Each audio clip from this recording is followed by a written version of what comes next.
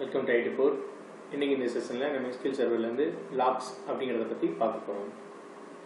ஜென்ரலாக லாக்ஸ் அப்படிங்கிறது என்னன்னு கேட்டிங்கன்னா, ஒரு யூசர் ஒரு டேட்டாவை சேஞ்சஸ் பண்ணும்போது இன்னொரு யூசர் அதே டேட்டாவை சேஞ்சஸ் பண்ண முடியாது.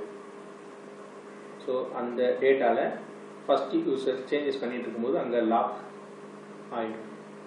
ஸோ செகண்ட் யூசர் அந்த டேட்டாவை சேஞ்சஸ் பண்ண முடியாது. எப்போ அவர் அடுத்து பண்ண முடியும்னா, அந்த ஃபர்ஸ்ட் யூசரோட சேஞ்சஸ் கமிட் ஆனதும் செகண்ட் யூசருக்கு சேஞ்சஸ் பண்ண முடியும். ஸோ அதே மாதிரி அதுக்கு அடுத்த யூசர். ஸோ இதே மாதிரி ஒரே நேரத்தில் மல்டி யூசர்ஸ் ஒரு டேட்டாவை சேஞ்ச் பண்ணும்போது அங்கே ஒவ்வொரு யூசருக்கும் அந்த லாக்ஸ் கிரியேட் ஆகிடும். இது அந்த SQL இருக்கக்கூடிய டிரான்சாக்ஷன் லெவலை பொறுத்து மாறும். ரீட் அன்கமிட்டட்னா அங்கே நமக்கு சேஞ்சஸ் டைரெக்டாக அப்ளை ஆகிடும். அது டர்ட்டி ரீட் ஆட்டமாக மாறிடும்.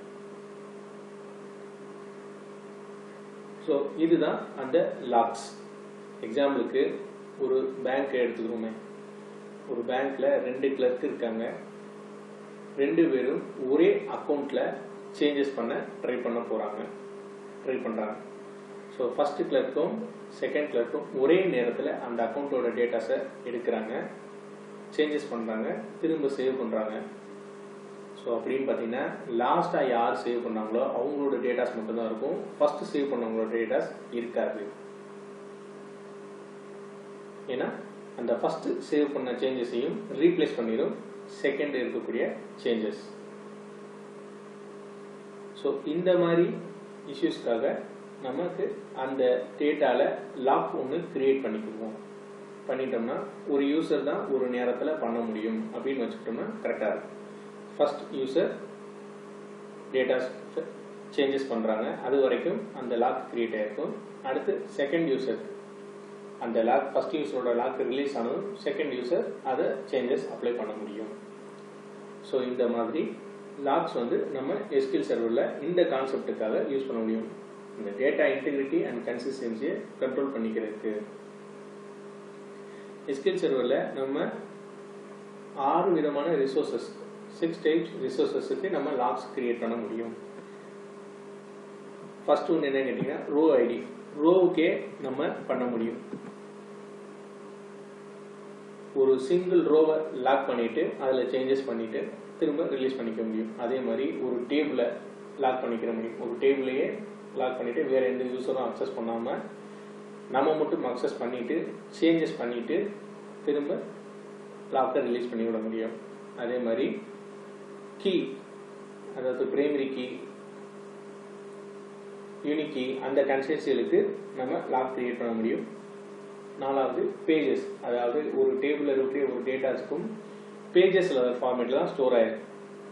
ஸோ ஒவ்வொரு பேஜஸுக்கும் 8 KB இருக்கும், இல்லை இண்டெக்ஸ் பேஜும் இருக்கும். ஸோ அந்த பேஜுக்கு மட்டும் லாக் பண்ண முடியும். ஸோ அந்த பேஜில் இருக்கக்கூடிய டேட்டா எல்லாமே லாக் ஆகிடும். ஸோ அதே மாதிரி எக்ஸ்டென்ட்டுங்கிறது அந்த 8 டேட்டா பேஜஸ்,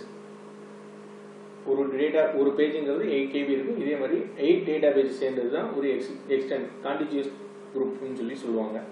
ஸோ அதே மாதிரி ஒரு டேட்டா பேஸையே லாக் பண்ணிட முடியும். நான் இப்போ ஒரு மெயின் சேஞ்சஸ் டேட்டா பேஸில் பண்ண போகிறேன். ஸோ அந்த டேட்டா பேஸ் லாக்கில் இருக்கணும் அப்படின்னா அந்த டேட்டா பேஸையே லாக் பண்ணிவிட்டு சேஞ்சஸ் பூரா பண்ணிவிட்டு திரும்ப அந்த லாக்கை ரிலீஸ் பண்ணிட்டோம்னா வேறு யூசர்ஸ் அக்சஸ் பண்ண முடியும்.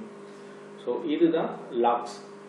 லாக்ஸுங்கிறது மல்டி யூசர் ஒரே நேரத்தில் ஒரே டேட்டா சேஞ்சஸ் பண்ணும்போது நமக்கு அங்கே ஒவ்வொரு யூசருக்கும் லாக்ஸ்ங்கிறது கிரியேட் ஆகிடும். ஸோ அதுதான் டேட்டாஸுக்கு சேஃபாக வச்சுருக்கும்.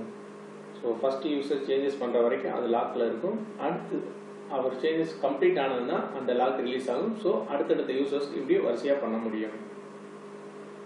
ஸோ இதுதான் லாக்ஸ். ஸோ இந்த 6 ரிசோர்ஸஸுக்கும் 20 விதமான லாக் டைப்ஸ் இருக்குது. ஒவ்வொரு லாக் டைப்பும் ஒவ்வொருக்காகவும் ஒவ்வொரு பர்பஸ்க்கு இருக்குது. ஸோ இதை நம்ம அடுத்த செஷனில் பார்ப்போம். ஸோ இதுதான் ஜென்ரலாக பேசிக்கலாக லாக்ஸுங்கிறது இதுதான். ஒரு RDBMSலையும் SQL சர்வர்லையும் அந்த லாக்ஸ் அப்படிங்கிறது இப்படி தான் இருக்கும். RDBMSல ஜென்ரல் கான்செப்ட், SQL சர்வரில் இந்த மாதிரி இந்த ரிசோர்ஸஸ்க்கெல்லாம் லாக்ஸ் நம்ம அப்ளை பண்ண முடியும். ஸோ பேசிக்கலாக லாக்ஸுங்கிறது இதுதான். நம்ம அடுத்த செஷனில் நம்ம லாக் பண்ண டைப்ஸையும் டெப்த்தாக பார்ப்போம். ஸோ இந்த செஷன் பிடிச்சிருந்தா லைக் பண்ணுங்கள், உங்கள் ஃப்ரெண்ட்ஸ்க்கு ஷேர் பண்ணுங்கள், சேனலை சப்ஸ்கிரைப் பண்ணுங்கள். Thank you friends.